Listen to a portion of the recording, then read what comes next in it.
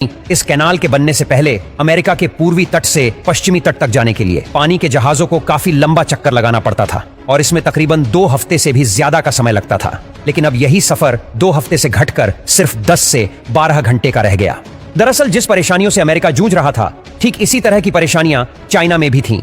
पहले जो ship China से रवाना होती थी, उसे यूरोप तक पहुंचने के लिए वे ऑफ बंगाल से होते हुए इंडियन ओशन पार करना पड़ता था और तब जाकर वो शिप यूरोप तक पहुंच पाता था। और यह सफर तकरीबन 24,000 किलोमीटर का हुआ करता था। अमेरिका के लिए यह कैनाल बनाना कोई आसान काम नहीं था, क्योंकि इस जगह पर जमीन का लेवल समंदर के लेवल से कुछ ही फीट ऊंचा था। इंजीनियरिंग का मास्टरपीस कहे जाने वाले पनामा कैनाल सबसे लंबा मानव निर्मित जलमार्ग में से एक है, जो विश्व के लिए व्यापारिक महत्व रखती है, जिसे बनाने में करीब 5,000 कामदारों की मौत और 33 साल लंबे निर्माण के बाद भी कई बड़े राजनीतिक विवाद भी हुई। आज भी दुनिया में कई ऐसे शहर हैं जहां कैनाल के जरिए ही ट्रांसपोर्ट किया जाता है।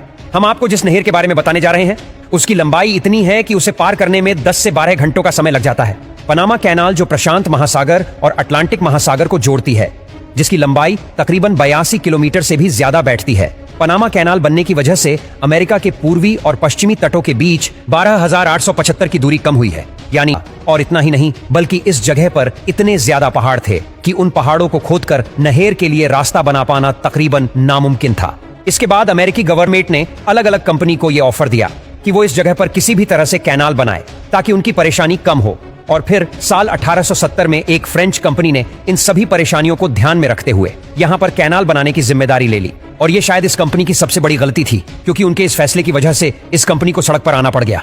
दरअसल हुआ यूं कि जैसे ही यहाँ पर कैनाल बनाने का काम शुरू किया गया, तो उसके कुछ महीने बाद ही यहाँ काम करने वाले मजदूरों की जंगली जानवरों हैं। दरअसल जब शिप इस लेक की तरफ पहुंचती है, तो पहले नंबर के वाटरलॉक के पानी को समुद्र के लेवल तक पहुंचाया जाता है, और जब शिप पहले वाटरलॉक में पहुंच जाती है, तो उस वाटरलॉक को बंद कर दिया जाता है और शिप को दूसरे वाटरलॉक में पहुंचाने के लिए उसमें पानी भरा जाता है। और इस तरह से शिप गाटून लेक तक पहुंच जाती है। और 30 किलोमीटर लंबे इस लेक को पार करने के बाद दोबारा शिप को समुद्र में उतारने के लिए फिर इसी प्रक्रिया का इस्तेमाल किया जाता है। और इस तरह से बेहतरीन इंजीनियरिंग का इस्तेमाल करके इस पनामा कैनाल या पनामा नहर को तैयार किया गया, जिसकी वजह से आज इंटरनेशनल लेवल पर ट्रांसपोर्ट कर पाना काफी आसान हो पाया है। आज कार्गो शिप आसानी से कई टन सामान लेकर एक जगह से दूसरी जगह जा पाते हैं, लेकिन इसके लिए कार्गो शिप को अच्छा खासा टोल टैक्स भी देना पड़ता है, की वजह से मौत होने लगी और यह संख्या एक दिन बढ़कर 5,000 से भी ज्यादा हो गई, जिसकी वजह से काम को वहीं बंद करना पड़ गया और वो कंपनी भी सड़क पर आ गई जिसने कैनाल बनाने की जिम्मेदारी ली थी।